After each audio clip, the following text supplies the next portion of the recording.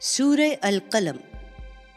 शुरू करती हूँ अल्लाह ताला के पाक नाम से, जो बड़ा मेहरबान और निहायत रहम करने वाला है। ये सूरह नून है। कलम गवाही देता है और जो कुछ लिखने वाले उससे लिख रहे हैं कि अपने परवरदिगार की अनायत से तुम कोई दीवाने नहीं हो, और तुम्हारे लिए यकीनन वो सिला है जिस पर कभी ज़वाल ना आएगा, और तुम बड़े आला अखलाक पर हो।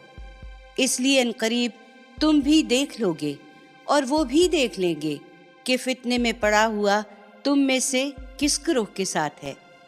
तुम्हारा परवरदिगार ही बेहतर जानता है कि कौन उसकी राह से भटके हुए हैं, और वही बेहतर जानता है कि कौन राह रास्त पर हैं। इसलिए तुम इन झुटलाने वालों की किसी बात पर कान न धरो। ये तो चाहते हैं कि तुम जरा नरम पड़ो, फिर ये भी नरम पड़ जाएंगे।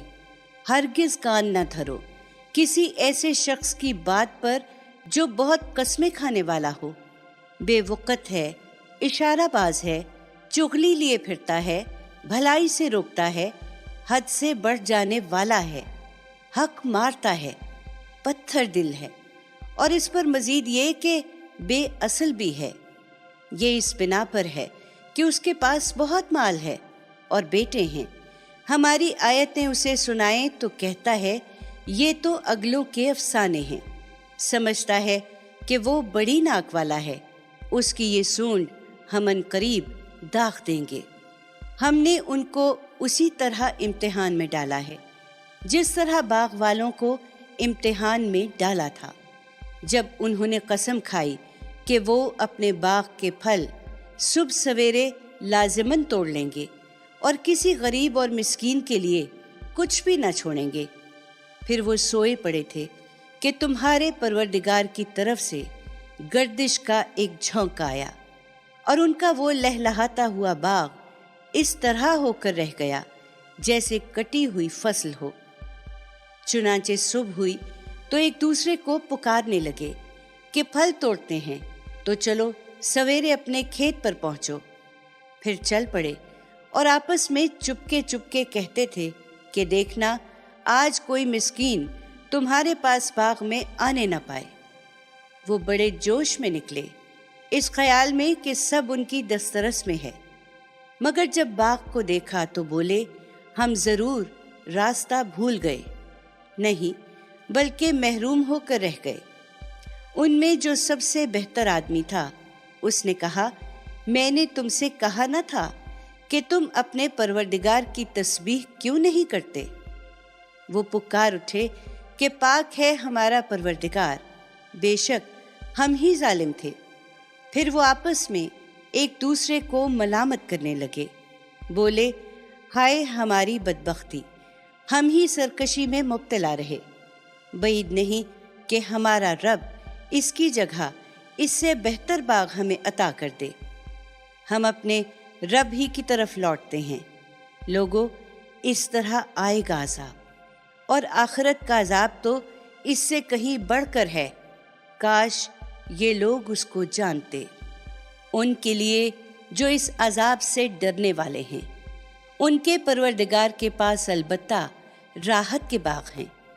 तुम समझते हो कि ये नहीं होगा, तो क्या हम अपने फरमाबरदार बंदों को मुजरिमों के बराबर कर देंगे? तुम्हें क्या हुआ है? तुम कैसा हुक्म लगाते हो?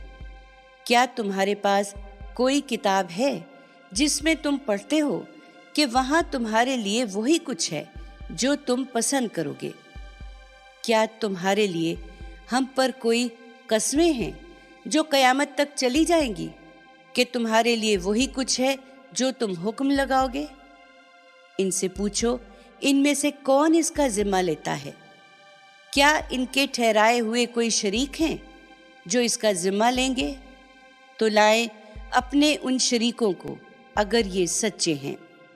ये उस दिन को याद रखें जब बड़ी हलचल पड़ेगी और ये सजदे के लिए बुलाए जाएंगे, तो सजदा न कर सकेंगे।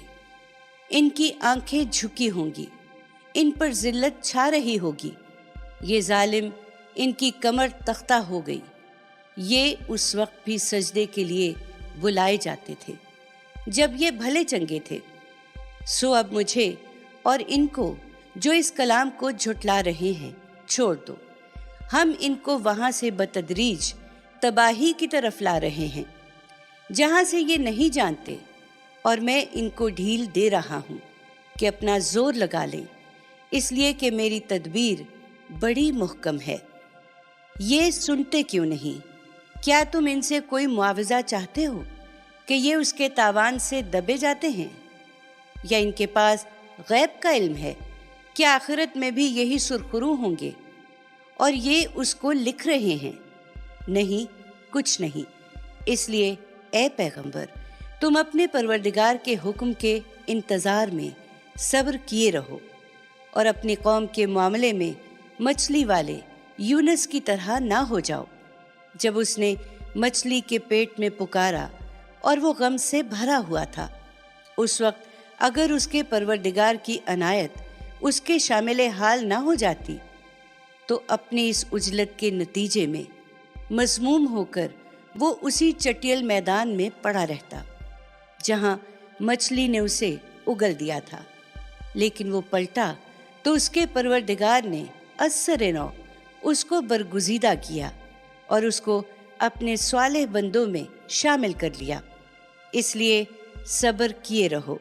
یہ منکرین جب تم سے یہ یاد دہانی سنتے ہیں تو لگتا ہے کہ اپنی نگاہوں کے زور سے تمہیں پھسلا دیں گے، اور کہتے ہیں کہ یہ ضرور دیوانہ ہے، حالانکہ یہ تو سارے جہان والوں کے لیے ایک یاد دہانی ہے۔